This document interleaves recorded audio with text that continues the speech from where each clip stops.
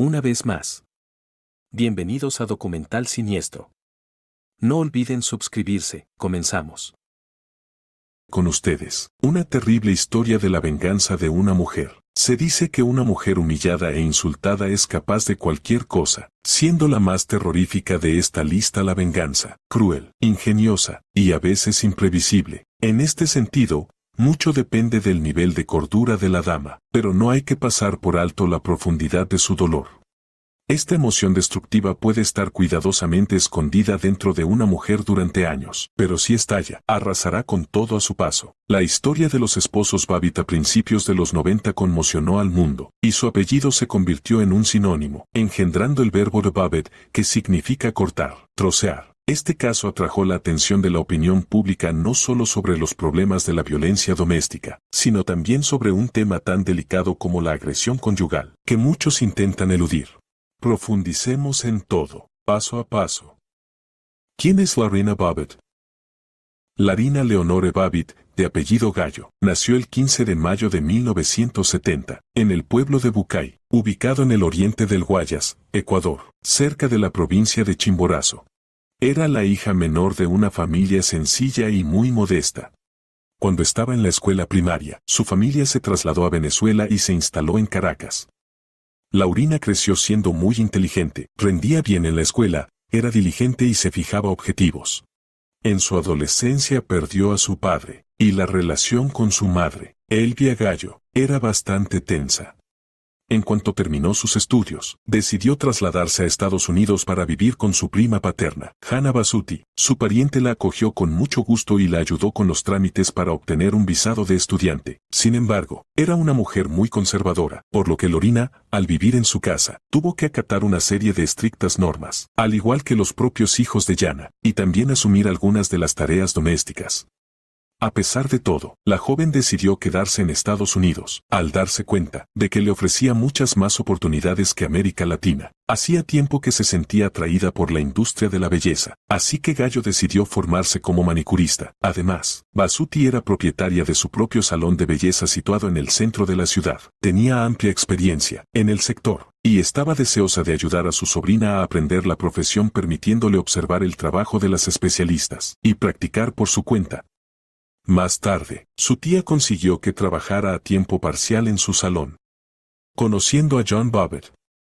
Unos 8 meses después de mudarse al nuevo país, la joven se había instalado, se matriculó en la universidad, y trabajaba como manicurista en el salón de sus parientes, mientras ahorraba dinero poco a poco. En septiembre de 1988, Lorena se preparaba para ir a una fiesta con varias de sus amigas. Su tía le dio instrucciones estrictas sobre cómo comportarse, y a qué hora tenía que estar en casa, y le prometió que todo saldría bien. La modesta joven estaba nerviosa, ya que era la primera vez que se preparaba para ir a un local nocturno tan tarde. Eligió un atuendo relativamente modesto, a diferencia de sus amigas, se maquilló, y se peinó a la moda. Al llegar a la discoteca, le sorprendió el ambiente despreocupado y festivo del interior. El local estaba lleno de jóvenes bailando, divirtiéndose y socializando, y Lorena no pudo evitar pensar que en ese lugar podría conocer al hombre de sus sueños. Este pensamiento resultó ser profético. Unos minutos más tarde, se dio cuenta de que un joven muy atractivo la miraba atentamente y sonreía. La saludó con la mano, y ella le devolvió el saludo. Entonces el joven se le acercó y se presentó. Era John Babbitt, y no podía apartar los ojos de la joven belleza, de aspecto bastante exótico. El tipo era guapo, alto y carismático, hacía bromas y piropos con habilidad, así que ella no pudo resistirse a su encanto. Pasaron la velada bailando y charlando, y después el nuevo conocido acompañó a Lorina a casa de su tía. Al despedirse, le pidió el número de teléfono de su casa y prometió llamarla pronto. ¿Quién es John Babbitt? John Wayne Babbitt nació el 24 de marzo de 1967, en Buffalo, en el noroeste del estado de Nueva York. Era el menor de los 3 hijos de su familia.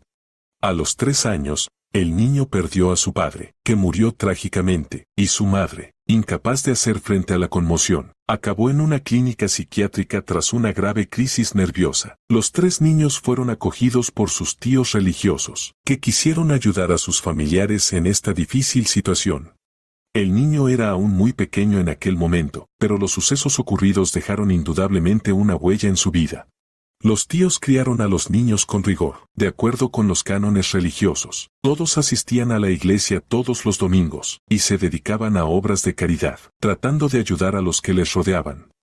John no era un estudiante sobresaliente, pero en general, le iba bastante bien en la escuela. En su adolescencia, decidió dedicarse al servicio militar. Tras recibir la formación necesaria y una preparación especial en una academia militar, el joven se alistó en las filas de los marines, donde demostró ser un joven valiente, disciplinado y decidido. Sin embargo, al cabo de unos años, el estricto régimen y la necesidad de obedecer en el ejército empezaron a pesarle.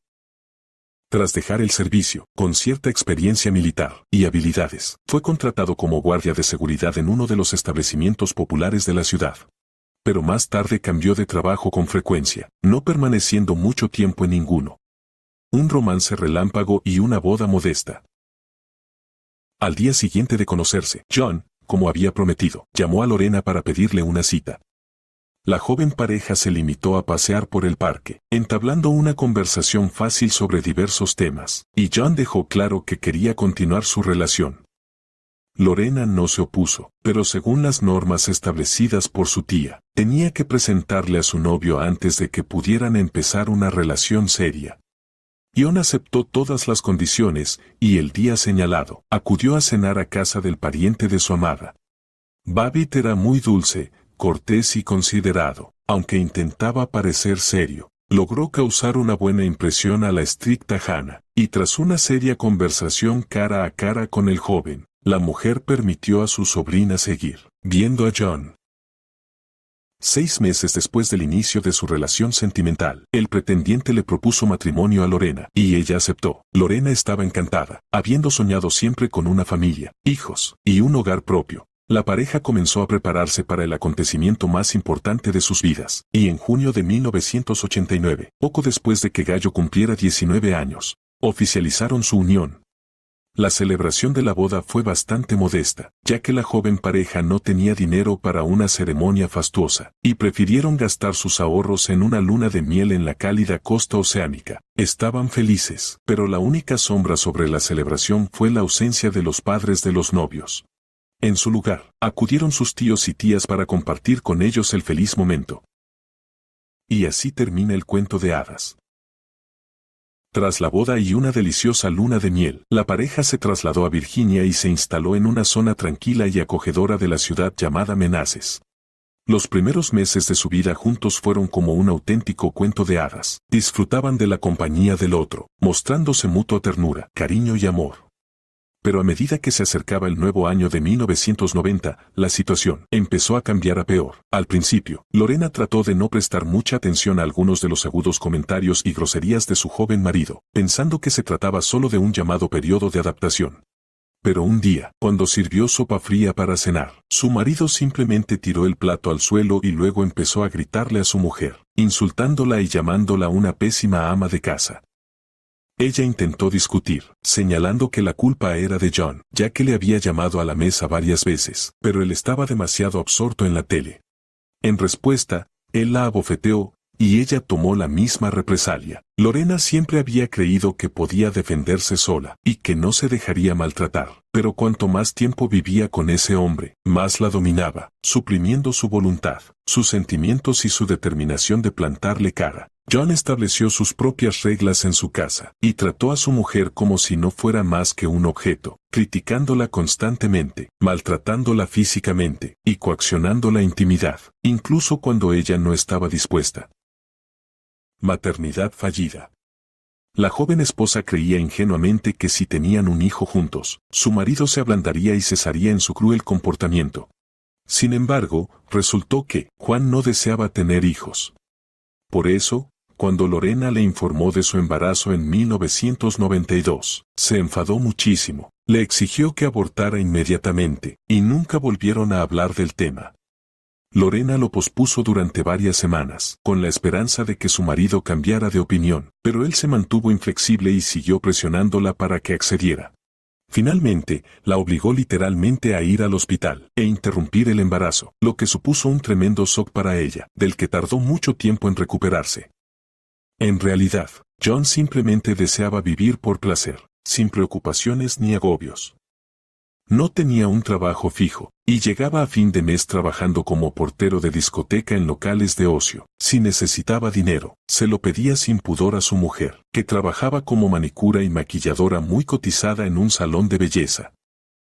La gota que colmó el vaso. Lorena intentó no contar a nadie lo que pasaba en casa y no quejarse, pero sus amigas y compañeras empezaron a notar cambios en su comportamiento. De ser una chica alegre y sonriente, se convirtió en una sombra silenciosa y atormentada de su antiguo yo. Los que la rodeaban sospechaban que no todo iba bien en su familia, pero no tenían ni idea de lo grave que era.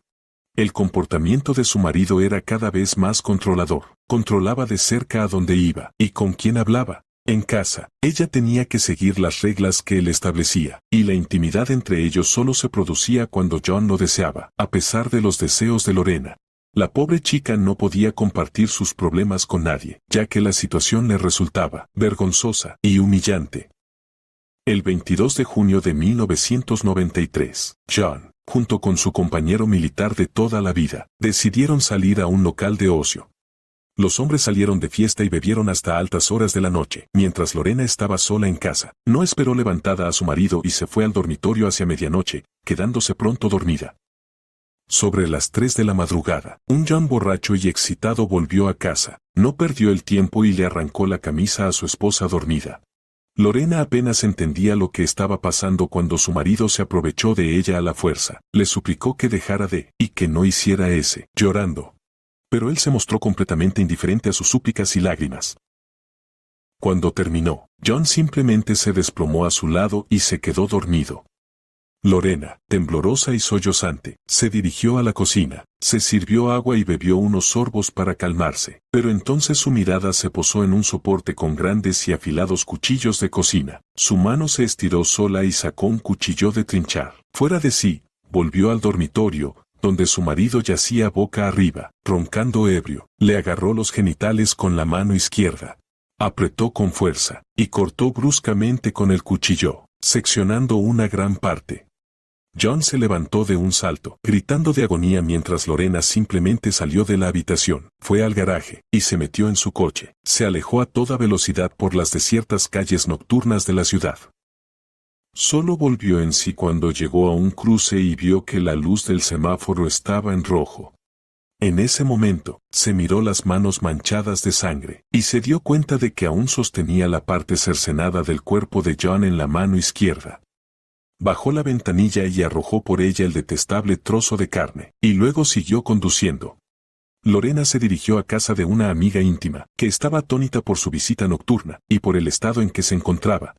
Después de que Lorena le contara lo sucedido, su amiga, dándose cuenta de la gravedad de la situación, llamó ella misma a la policía, y convocó a un equipo médico a la casa donde el herido Babbitt fue operado con precisión. Durante todo este calvario, John intentaba desesperadamente detener la hemorragia presionando una sábana contra la herida. La vena inguinal es un vaso sanguíneo importante y su lesión casi siempre provoca la muerte por pérdida de sangre. Sin embargo, John tuvo cierta suerte, si se puede decir que, porque se había formado un coágulo que ralentizó considerablemente la pérdida de sangre. Los médicos que acudieron llegaron a tiempo para trasladarlo al hospital más cercano, donde recibió atención médica inmediata. A continuación se planteó la cuestión del paradero de la parte seccionada de sus genitales, ya que aún era posible reimplantándola en su lugar original y restaurando su fisiología inicial. Lugar original con restablecimiento de sus funciones fisiológicas iniciales. Lorena indicó la zona aproximada del camino donde había desechado el fragmento anatómico de su marido, y tras una búsqueda exhaustiva, la policía pudo encontrarlo.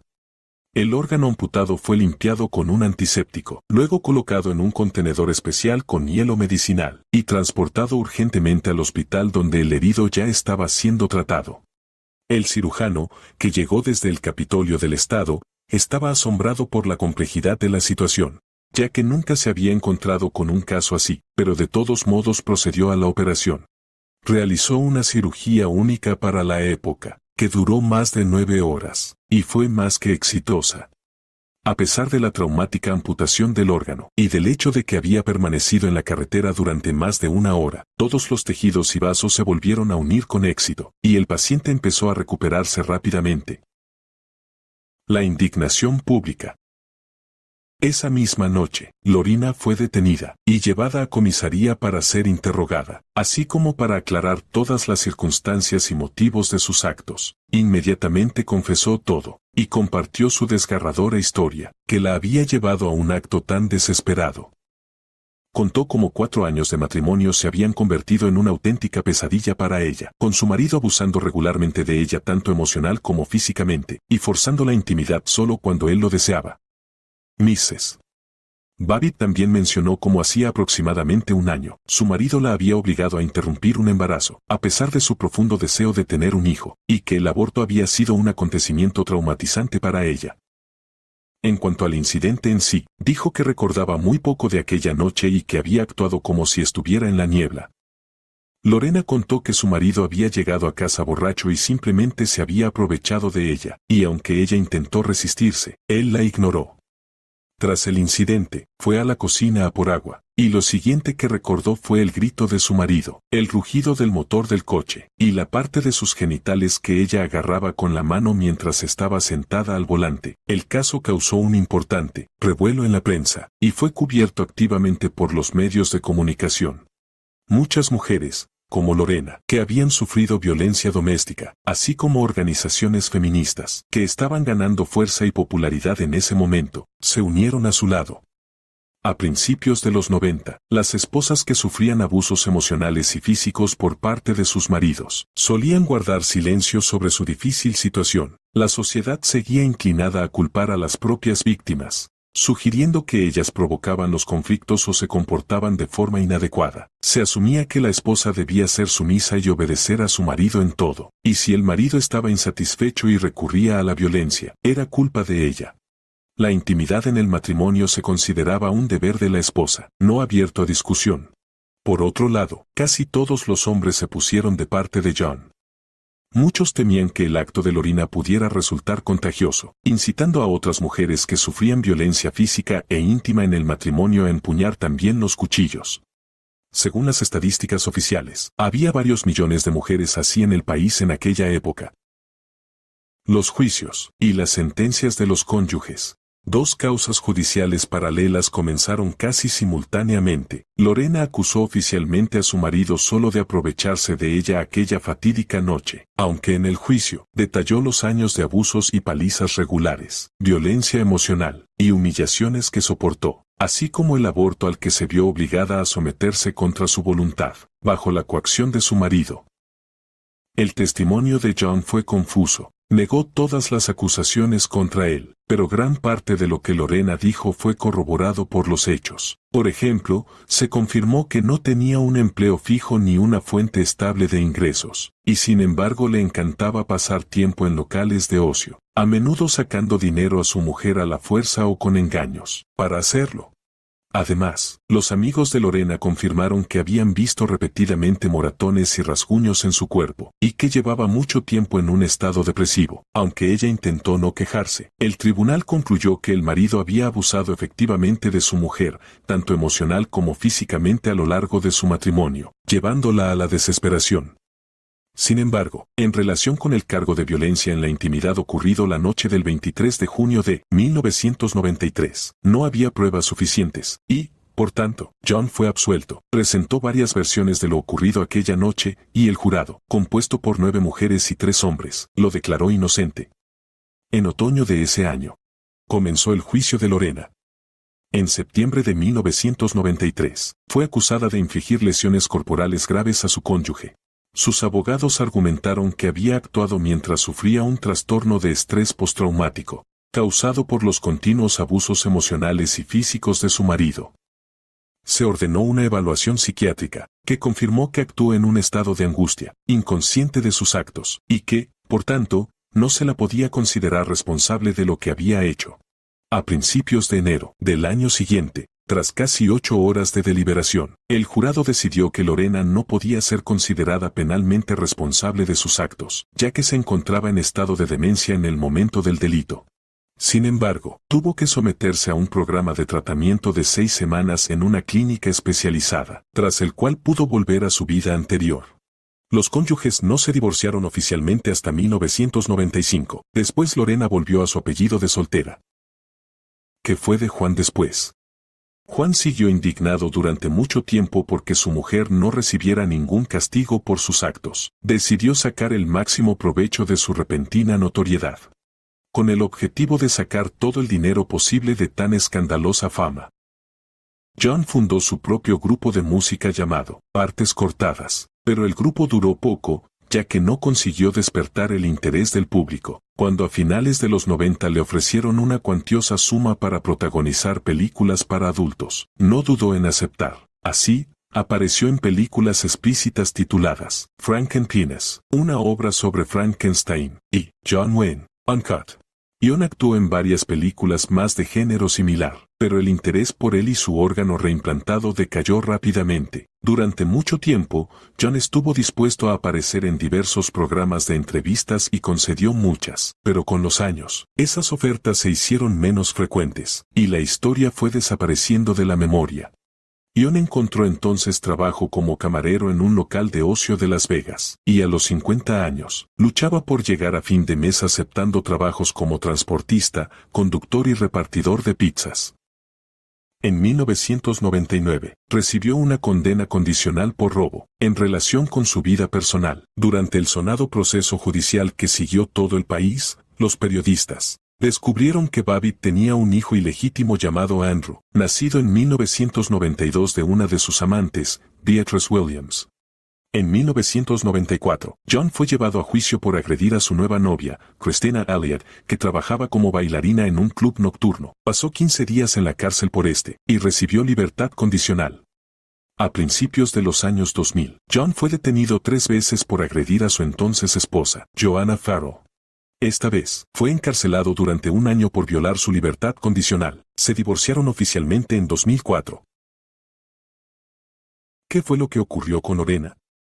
A diferencia de su ex marido, Lorena no se enorgullecía de su escandalosa notoriedad, e intentaba mantenerse alejada de los focos. En 1996, decidió regresar a su Ecuador natal, donde su madre, Elvia, vivía en ese momento. Sin embargo, solo 6 meses después, Lorena volvió a hacer noticia cuando su madre la acusó de agresión. El conflicto se resolvió sin llegar a los tribunales, y las mujeres siguieron viviendo juntas.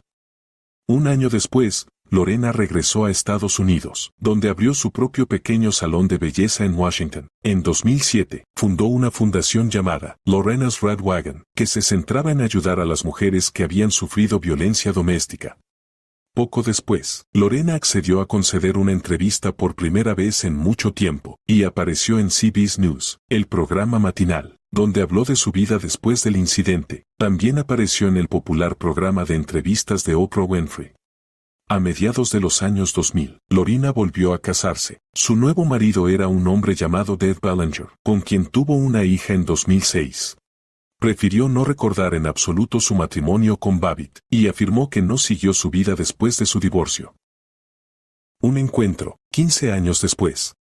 En 2009, casi 15 años después de que terminaran sus sensacionales batallas legales, los excónyuges se encontraron cara a cara por primera vez en el programa, Insider. John se disculpó con Lorena por la forma en que la había tratado durante su matrimonio, y declaró que aún la amaba. A pesar de todo, Lorena se mostró visiblemente conmovida por sus palabras, y confirmó que cada año, el día de San Valentín, su ex marido le sigue enviando flores y tarjetas. ¿Qué opinas de la historia de hoy? Escribe tu opinión sobre este caso en los comentarios. Agradezco tu atención y recomiendo suscribirte al canal, así como hacer clic en la campana para no perderte de nuevos videos. Gracias por ver Documental Siniestro.